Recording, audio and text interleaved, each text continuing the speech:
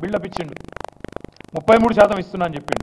నేను అడుగుతున్నా ముఖ్యమంత్రి గారు, స్ట్రైట్గా చెప్పండి, గోల్ ఫిరాయించి గుమాయించి చెప్పుడు కాదు. నిన్న మీ మంత్రి గారు చెప్పారు లాభాలు, ఈ సంవత్సరం యొక్క లాభాలు ఎంత అంటే స్వయంగా ఈ రాష్ట్ర ఇంధన మంత్రి గారు, ఎవరి కిందనైతే సింగరేణి వస్తుందో డిప్యూటీ చీఫ్ మినిస్టర్ గారు బట్టి విక్రమార్క గారు, ఆయన చెప్పారు లాభాలు 4701 కోట్లు అని స్వయంగా బట్టి విక్రమార్క గారు చెప్పారు. బట్టి విక్రమార్క గారు చెప్పిందని నేను మీకు వినిపిస్తాను. ఇవాళ విచిత్రం ఏంటంటే నికర లాభం 4701 కోట్లు అయితే 33% వాటా ఇచ్చినామని చెప్పినారు. 33% వాటా అంటే 1551 కోట్లు కావాలి. పనిచేటువంటి ప్రక్రియ రాష్ట్ర ప్రభుత్వం చాలా సంతోషంగా ప్రకటిస్తాం. రాష్ట్ర ప్రభుత్వం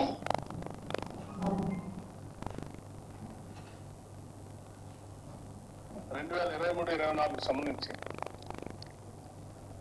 4701 కోటి రూపాయలుగా నికర లాభం 4700 కోట్ల రూపాయలు, 4701 కోటి రూపాయలని ఇప్పుడే డిప్యూటీ సీఎం గారు చెప్పింది మీరు విన్నారు. అందులో 33% ఇస్తున్నామని వారే ప్రకటించారు. మరి 33% 4701 కోట్లలో అంటే 1551 కోట్లు ఇవ్వాలి.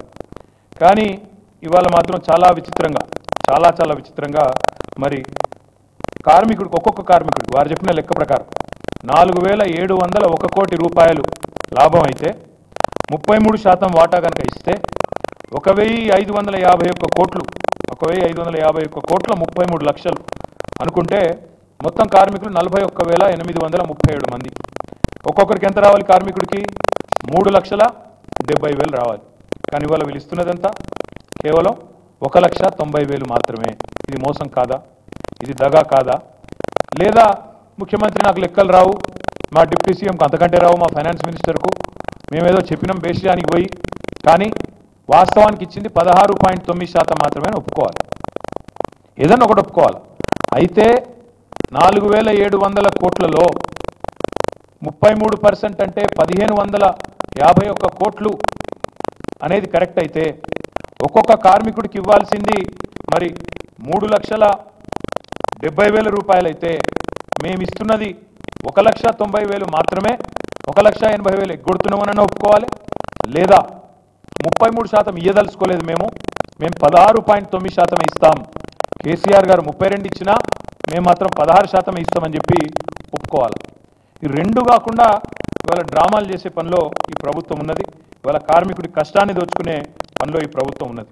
గొప్పలకు పోతా ఉన్నారు, పెద్ద పెద్ద మాటలు చెప్పినారు. సంస్థ విస్తరణ కోసం ఖర్చు పెడతాం, పెట్టండి, ఎవరొద్దన్నారు? సంస్థ మేము విస్తరించలేదా? 490 కోట్ల లాభాల్లో ఉన్న సంస్థని 2,222 కోట్ల లాభాల్లో కేసీఆర్ గారు తీసుకొని పోలేదా? ఒక్కొక్క కార్మిక సోదరుడికి 17,000 లాభాల్లో వాటా వచ్చే స్థాయి నుంచి మేము అడుగులు పెట్టినాడు. చివరికి దిగిపోయే నాటికి 10 రెట్లు 1,60,000 రూపాయలు ఇచ్చే స్థాయికి కేసీఆర్ తీసుకపోలేదా? సంస్థ విస్తరించలేదా? అదేదో మీరు కొత్తగా కనిపెట్టినట్టు, కొత్తగా చేసినట్టు డ్రామా ఎందుకు? అందుకే ప్రభుత్వాన్ని మేము డిమాండ్ చేస్తా ఉన్నాం, మోసం చేయకండి, స్పష్టంగా చెప్పండి. 33% ఇచ్చే పనే అయితే 3,70,000 ఎప్పుడు ఇస్తారు? ఖచ్చితంగా చెప్పాలి. లేదు మేము ఇయ్యం, మేము ఇంతనే ఇస్తాం 1,90,000 అంటే మరి 16.9% ఇస్తున్నాం, ఇదే మా కథ అని చెప్పాలి. నేను ఇంకొక మాట కూడా అడుగుతా ఉన్నా, సింగరేణి బెల్ట్ మొత్తం కాంగ్రెస్ పార్టీని కార్మికులు గెలిపించారు. మొత్తం అది కొత్తగూడెం నుంచి మొదలు పెడితే చెన్నూరు కావచ్చు, మంచిర్యాల కావచ్చు, ఇల్లెందు కావచ్చు, సత్తుపల్లి కావచ్చు, భూపాలపల్లి కావచ్చు, మొత్తంగా బెల్లంపల్లి కావచ్చు, మంచిర్యాల కావచ్చు, మొత్తం గెలిపించినారు. రామగుండం కావచ్చు, మంతెని కావచ్చు, అంతా గెలిపించారు మిమ్మల్ని. మరి వాళ్ళకి మీరు ఇచ్చే బహుమానం ఇదా? మొన్న మీ రికగ్నిషన్ కోసం జరిగే కార్మిక సంఘం ఎన్నికల్లో కూడా మిమ్మల్ని గెలిపించారు, మీ అనుబంధ సంఘాన్ని మీ అనుబంధ పార్టీని గెలిపించినారు. మరి వాళ్ళకు మీరు ఇచ్చే సమాధానం ఇదా? నేను ఇంకొక మాట కూడా అడుగుతా ఉన్నా, మిత్రులు కూరనేని సాంబశివరావు గారిని, ఏఐటీసీని కూడా అడుగుతా ఉన్నా. మీరు కార్మికుల హక్కుల కోసం కొట్లాడుతామని చెప్తారు, మీరు రికగ్నైజ్ యూనియన్, ఇప్పుడు మీరు అక్కడ మీరు తప్పకుండా ఈ కుట్రపూరిత వైఖరి ఏదైతే కాంగ్రెస్ పార్టీ అవలంబిస్తున్నదో సిపిఐ కూడా తన వైఖరి చెప్పాలని చెప్పి కూడా నేను డిమాండ్ చేస్తా ఉన్నాను. మీ ఏఐటీసీ కూడా వైఖరి చెప్పాలి. రికగ్నైజ్ యూనియన్ మీరు చెప్పండి, సమాధానం చెప్పండి. 16.9% ఈరోజు బోనస్కి లాభాల్లో వాటాకి మీరు ఒప్పుకుంటున్నారా? ఒప్పుకుని మీరు గతంలో ఏదైతే కాంగ్రెస్ పార్టీ మోసం చేసిందో అదే మాదిరిగా మీరు కూడా రాబోయే రోజుల్లో కూడా ఇట్లాగే ఉంటారని చెప్పాలి. అవును, కాంగ్రెస్ పార్టీ 2004 నుంచి 14 వరకు 10 ఏళ్లలో మొత్తం ఇచ్చింది 365 కోట్లే లాభాల్లో వాటా. ఇప్పుడు కూడా అట్లే ఉంటుంది కాంగ్రెస్ పార్టీ అని మీరు అనదలుచుకుంటే నిరభ్యంతరంగా చెప్పండి. చిన్న రెఫరెన్స్ కోసం మీకు చెప్తా ఉన్నా, కార్మికులకు కూడా తెలవాలి కాబట్టి చెప్తా ఉన్నా. మాకంటే ముందు 10 ఏళ్ళు కాంగ్రెస్ ఉన్నది, 2004 నుంచి 14 దాకా. మొత్తం వాళ్ళు 10 ఏళ్లలో ఇచ్చింది 365 కోట్లు మాత్రమే లాభాల్లో వాటా కింద. కానీ మేము 10 ఏళ్లలో మధ్యలో కోవిడ్ ఉన్నప్పటికీ 2 ఏళ్ళు కోవిడ్ ఉన్నప్పటికీ మేము 9.5 ఏళ్లలో ఇచ్చింది 2780 కోట్లు. అంటే నక్కకు నాగలోకి అనుకున్నంత తేడా ఉంది. 365 కోట్లు ఎక్కడా, 2780 కోట్లు ఎక్కడా, దాదాపు 9-10 రెట్లు. కరోనానే రాకపోతే 10 రెట్లు దాటిపోయేది.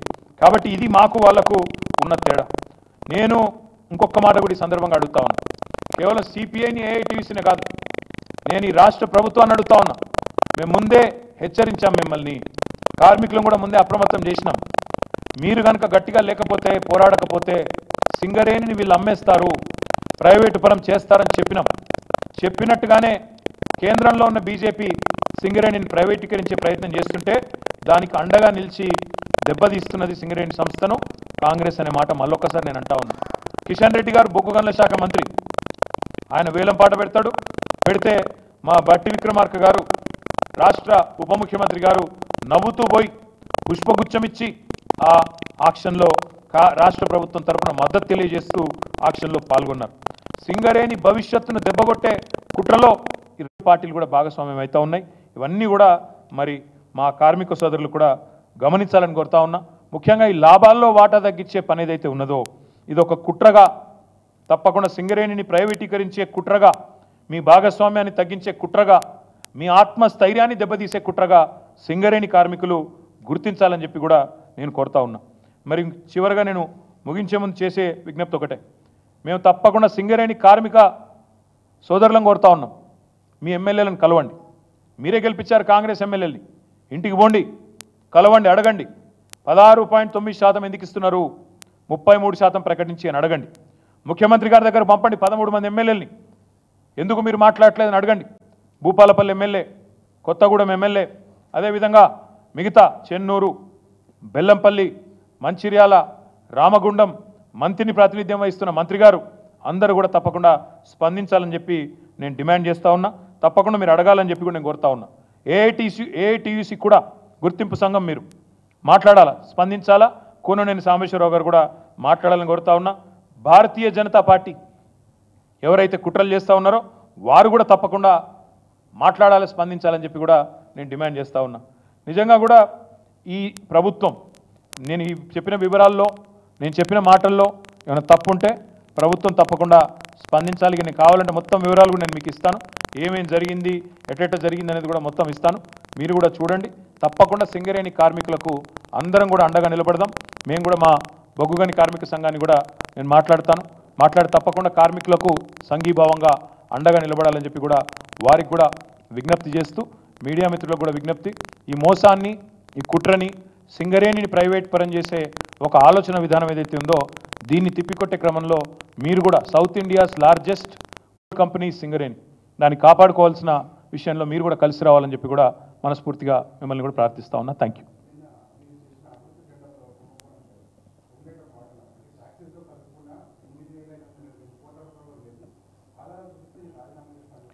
మంత్రి గారు కాదు, ముఖ్యమంత్రి రాజీనామా చేయాలి తొందరలో, నువ్వేం టెన్షన్ పడకు. నాకు తెలిసి పొంగులేటి గారు మొత్తానికి సీఎంని ఫిక్స్ చేసేందుకు ఫిక్స్ అయినట్టున్నాడు. ఎందుకంటే 2 విషయాలు క్లియర్ బ్రదర్. ఒకటి, ఈ ప్రభుత్వానికి చట్టాలు తెలిసినట్లేవు, చుట్టరికాలు కూడా తెలిసినట్లేవు. భార్య తమ్ముడు తప్ప ఆయన బావమరిది కాదంటాడు. భార్య తమ్ముడు ఏమవుతాడు తమ్మి నీకు? బావమరిదే కదా తమ్మి. మరి నేను అదే అన్నా, ముఖ్యమంత్రి గారి బావమరిది అని నేను చెప్పిన, ఆశ్రిత పక్షపాతం అని చెప్పిన, ఆఫీస్ ఫర్ ప్రాఫిట్ అనే నిబంధన ఉందని చెప్పిన. అది ఎవరో తెలియదు, ప్రివెన్షన్ ఆఫ్ కరప్షన్ యాక్ట్ మీ రాజీవ్ గాంధీ తెచ్చిండు 1988లో చెప్పిన. సెక్షన్ 7, 11, 13 3 చదివి వినిపించిన. ఇవన్నీ విన్న తర్వాత పొంగులేటి గారు ఆగమేఘాల మీద వచ్చి ప్రెస్ మీట్ పెడితే నాకు అర్థమైంది ఏంటంటే అర్జెంటుగా ముఖ్యమంత్రి గారిని పదవిలోంచి ఊడబిక్కాలన్న ఎజెండా మంత్రి గారికి ఉన్నట్టున్నది. రూపాయి కరప్షన్ జరిగినా 8,888 కోట్లు జరిగినా దానికి ఖచ్చితంగా తప్పకుండా చర్య ఉంటుంది. ఆ అవినీతి వ్యతిరేక చట్టం కింద ప్రివెన్షన్ ఆఫ్ కరప్షన్ యాక్ట్ కింద తప్పకుండా చర్య ఉంటుంది. నిజంగా మంత్రికి చిత్తశుద్ధి ఉంటే నేను రాజీనామా చేస్తా అని హుంకారాలు చేస్తున్నాను. నేను చూసిన మంత్రి గారు నేను అడుగుతా ఉన్నా, నిజంగా నీకు చిత్తశుద్ధి ఉంటే నువ్వు రా, మీరు నేను ఇద్దరం కలిసి హైకోర్టు సీజే దగ్గర పోదాం, వెంటనే సిట్టింగ్ జడ్జితోని ఎంక్వైరీని అడుగుదాం. సిట్టింగ్ జడ్జి గారు కనుక ఇందులో ఏం జరగలేదు మొత్తం పెట్టండి, ఫైల్స్ ఆయన ముంగట గతము ఇప్పుడు మొత్తం పెట్టండి, తప్పులేం జరగలేదు అని ఒకవేళ వారు తీర్పునిస్తే ఆయన రాజీనామా అన్నాడు కదా, రాజీనామా కాదు నేను రాజకీయ సన్యాసం చేస్తా. ఇంకొక మాట, మా మంత్రి గారికి ఒకవేళ ఏమైనా ఇబ్బంది ఉంది హైకోర్టు సీజీ దగ్గర రావడం అనుకుంటే ఇద్దరం కలిసి కేంద్రంలో ఉండే సెంట్రల్ విజిలెన్స్ కమిషనర్ ఉంటాడు, ఇద్దరం పోదాం. నెక్స్ట్ వీక్ నేను పోతా, నువ్వు కూడా రా, టైం చెప్పు, డేట్ చెప్పు, ఇద్దరం కలిసిపోదాం, సివిసికి ఇద్దాం. మంత్రి గారికి నేను ముందే చెప్తా ఉన్నా, ఇప్పటికైనా తప్పు సరిదిద్దుకోండి, వెంటనే టెండర్లు రద్దు చేయండి. జరిగింది తప్పు, ముఖ్యమంత్రి కూడా నేను చెప్తా ఉన్నా, జరిగింది తప్పు 100%. ఇది ముమ్మాటికి నీకు తెలుసు, ఇరికిపోయినావు అని తెలుసు. ఆశ్రిత పక్షపాతం లేకుండా, రాగద్వేషాలు లేకుండా నేను నా బంధువులకు నా కుటుంబానికి సాయం చేయను అని చెప్పి ప్రమాణ స్వీకారం చేసిన ముఖ్యమంత్రి, నీ డిపార్ట్మెంట్లో నీ కింద ఉండే మున్సిపల్ డిపార్ట్మెంట్లో నీ బావమరిది ఏది 2 కోట్లు లాభం పోయిన సంవత్సరం అంతకుముందు సంవత్సరం ఆర్జించిన ఒక కంపెనీ, కేవలం 2 crores ప్రాఫిట్ ఉన్న కంపెనీకి 1000 కోట్ల కాంట్రాక్ట్ ఇచ్చి అవినీతి జరగలేదంటే ఎవడన్నా ప్రపంచంలో నమ్ముతాడా? వస్తావా మరి? సివిసి దగ్గరకు వస్తావా? హైకోర్టు సీజే దగ్గరకు వస్తావా? నేను వస్తా, డేట్ చెప్పు, టైం చెప్పు, నువ్వే అపాయింట్మెంట్ తీసుకో. మంత్రి గారికి అంత చిత్తశుద్ధి ఉంటే రా, నేను వస్తా, వాళ్ళ విచారణ మొత్తం ఫైల్స్ పెట్టండి. ఇప్పటికైనా ప్రభుత్వాన్ని నేను డిమాండ్ చేస్తున్నా, సిగ్గు తెచ్చుకోండి, ఇంత బరితెగింపు మంచిది కాదు. స్వయంగా చెప్తున్నాడు ఆయన, నాకు ఆయన గీతా గారి తమ్ముడు గీతా గారి తరఫున బంధువు అవుతాడు, బంధువు కాదు బామ్మరిదే ఆయన. స్వయంగా ముఖ్యమంత్రి చెప్పిండు, కావాలంటే వీడియో ఉంది ప్లే చేస్తా. రేవంత్ రెడ్డి గారు స్వయంగా చెప్పినారు, మా మామగారు పద్మారెడ్డి గారు, ఆయన తమ్ముడు మనోహర్ రెడ్డి గారు, ఆయన కొడుకు సృజన్ రెడ్డి గారు అని చెప్పిన వీడియో ఉంది. సొంత బామ్మరిదిని పట్టుకొని కాదంటారు ఎవరన్నా? నాకు అర్థం కాదు దీనికోసం. అందుకే నేను అనేది, సివిసియా సిట్టింగ్ జడ్జా పొంగులేటి గారు రండి, తప్పు జరిగింది ముమ్మాటికి తేలుస్తాం. ఎందుకంటే ఇప్పుడు మీకు తెలుసు ఈ ప్రభుత్వానికి ఒక ఫ్యాషన్ అయిపోయింది, కాళేశ్వరం ఒక జడ్జు, ఎలక్ట్రిసిటీ ఇంకో జడ్జు, మరి దీని మీద కూడా వేయండి. ఇప్పటికైనా ముఖ్యమంత్రికి నేను చెప్తా ఉన్నా, జరిగిన తప్పు ఒప్పుకోండి, టెండర్లు రద్దు చేయండి, మీరు వెంటనే ప్రాయశ్చిత్తం చేసుకోండి, లేకపోతే తప్పకుండా మీ పదవి ఊడుతుంది. ఆఫీస్ ఆఫ్ ప్రాఫిట్ అనే నిబంధన ఇదివరకు అశోక్ చవాన్ ఉద్యోగం పోయింది, మహారాష్ట్ర ముఖ్యమంత్రి యడ్యూరప్ప ఉద్యోగం పోయింది, సోనియా గాంధీ గారు రాజీనామా చేయాల్సి వచ్చింది, మీకు కూడా తప్పదు, మీరు దొరికిపోయినారు. సరే మంత్రి గారు హుంకారాలు గింకారాల గురించి, కొడంగల్ లిఫ్ట్ గురించి మళ్ళీ రోజు మాట్లాడతా, చాలా ఉంది చెప్పాల్సింది. ఎట్లా ఎల్ఎన్టీని డిస్క్వాలిఫై చేశారు, అంతర్జాతీయంగా పేరున్న ఎల్ఎన్టీని డిస్క్వాలిఫై చేసి ఇక్కడ ఉండే సుంకిశాలలో ప్రమాదానికి కారణమైన కంపెనీతో జతగట్టి ఇదివరకు బండబూతులు తిట్టి ఆంధ్ర కాంట్రాక్టర్ అని, ఈస్ట్ ఇండియా కంపెనీ అని, మాఫియా అని బండబూతులు తిట్టిన వాళ్ళతో మీరెట్లా జతగట్టారు, ఎట్లా గట్టి ఇవాళ మీరు మీ కంపెనీ, అసలు మాకు అర్థం కూడా కావట్లేదు. ఈ రాష్ట్రంలో టెండర్లు పారదర్శకంగా, ప్రభుత్వ సొమ్ము ప్రజల సొమ్ము పారదర్శకంగా జరగాల, కానీ ఎట్లా ఉందంటే వీళ్ళు వ్యవహారం ఎంత బరితెగింపు అంటే, ముఖ్యమంత్రి బామ్మరిదికి ఒక టెండరు, మంత్రి గారికి ఇంకో టెండరు, ఇంత బరితెగింప.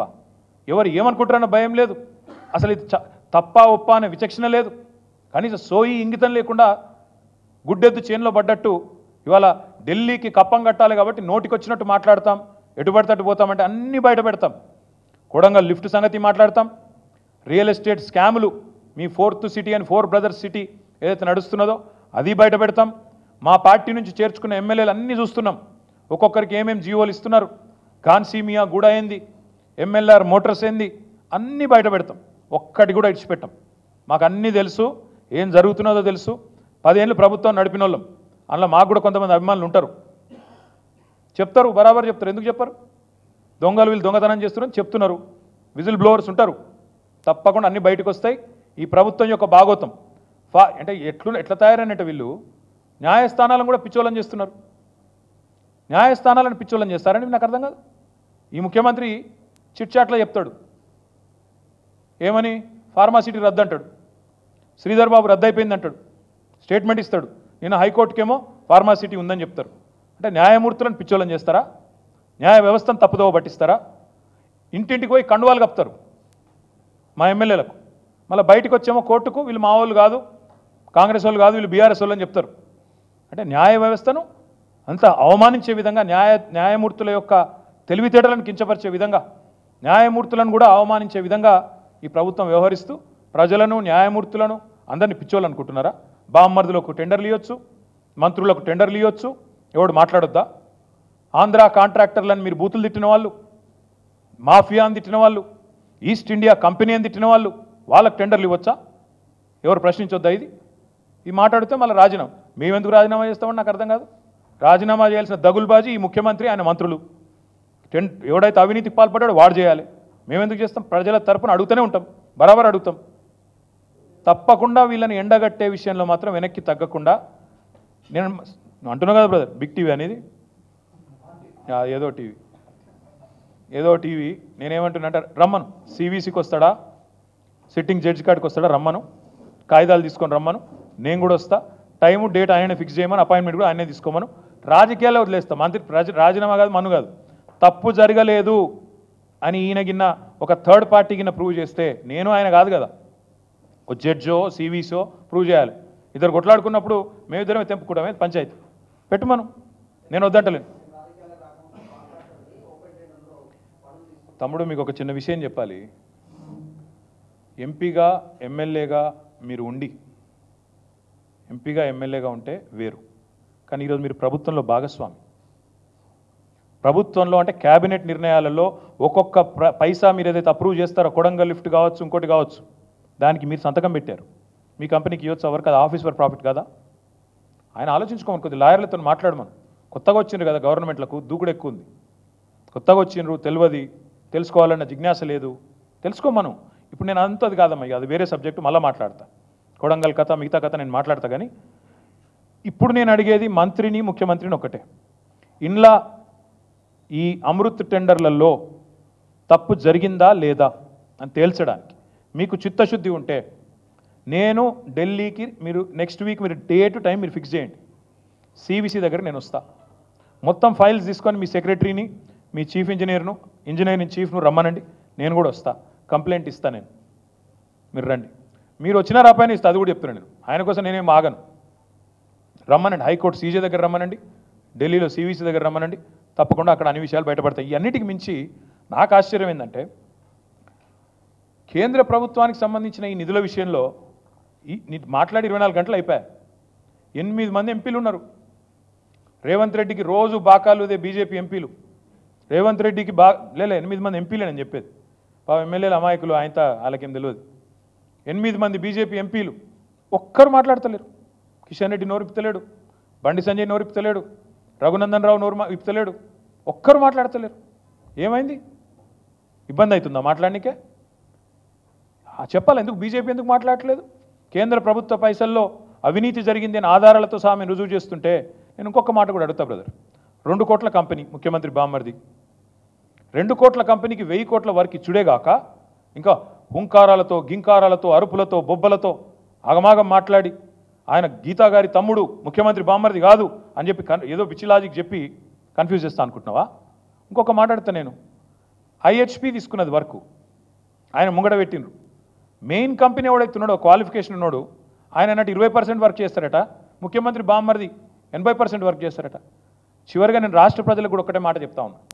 9 నెలల్లోనే ముఖ్యమంత్రి గారి తమ్ముడేమో అనుముల జగదీష్ రెడ్డి 1000 కోట్ల పెట్టుబడి పెట్టేందుకు ఎదిగిండు. ముఖ్యమంత్రి గారి బామ్మర్దేమో 1137 కోట్ల వర్క్ చేసే స్థాయికి ఎదిగిపోయిండు 9 నెలల్లోనే. ఇదివరకు ఎందుకు లేవు ఇవన్నీ? సడన్గా ఎడికలు వస్తున్నాయి, వేల కోట్ల రూపాయలు. చెప్పాలి, ఇవన్నీ సమాధానాలు రావాలి. 1000 కోట్ల పెట్టుబడి స్వచ్ఛ బయో అనే కంపెనీ అంత స్థాయి ఎట్లా వచ్చింది సడన్గా, ఇదివరకు లేనిది? ఇవాళ మరి ముఖ్యమంత్రి గారు బామ్మర్ది 2 కోట్ల లాభంలో ఉన్న బామ్మర్ది మరి తప్పు చెప్పినావా? ఎన్రోల్ ఇన్కమ్ ట్యాక్స్ చెప్పాలి ఇవన్నీ. సో ఇవన్నీ నిగ్గు తేల్చాలి అంటే నాకు చిత్తశుద్ధి ఉంది. హైకోర్టు చీఫ్ జస్టిస్ దగ్గర పోదాం, నేను వస్తా, డేట్ నువ్వు ఫిక్స్ చేయి, టైం నువ్వు ఫిక్స్ చేయి. లేదా సివిసి దగ్గర పోదాం, డేటు టైం నువ్వు ఫిక్స్ చేయి. Okay, thank you. ఇప్పుడే వాళ్ళతో ఒక ప్రాథమిక సమావేశం కూడా జరిగింది. మా వాళ్ళు రేపు డాక్టర్ రాజయ్య గారు, డాక్టర్ మెతుకు ఆనంద్ గారు, అదేవిధంగా డాక్టర్ సంజయ్ కల్వకుంట్ల గారు ముగ్గురు కూడా రేపు ఉదయం ఇప్పుడే మేము ప్రాథమికంగా రాజయ్య గారు అందరు కూడా వచ్చి కలిసి కూర్చున్నాం. మేము హెల్త్ పరిస్థితి బాగాలేదు రాష్ట్రంలో, ప్రజల ఆరోగ్యం అసలు ప్రభుత్వం పట్టించుకోవట్లేదన్న ఉద్దేశం మీద 3 మెన్ కమిటీ వేసాం. రేపు గాంధీ హాస్పిటల్ నుంచి ప్రారంభించాలి వాళ్ళ పని అని వారు అనుకుంటున్నారు. మీరు కూడా దయచేసి సహకరించాలని కోరుతా ఉన్నా. గాంధీ ఆసుపత్రి అధికారులు కూడా సహకరించాలని విజ్ఞప్తి చేస్తా ఉన్నా. మీరు చాలా పారదర్శకంగా ఉన్నామని మంత్రి గారు చెప్పారు, చాలా సంతోషం.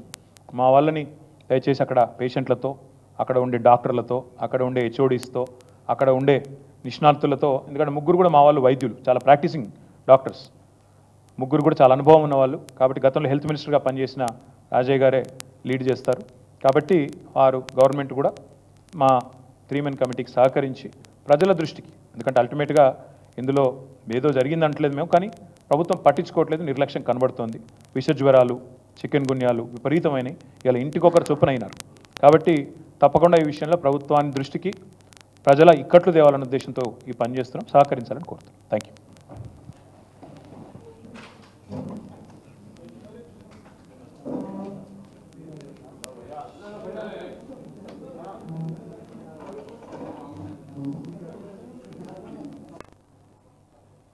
మా పార్టీ అధికారంలో ఉన్నప్పుడు జరిగిందేమి, అదేవిధంగా ఈరోజు జరుగుతున్నది ఏంటి అనేది మీ ద్వారా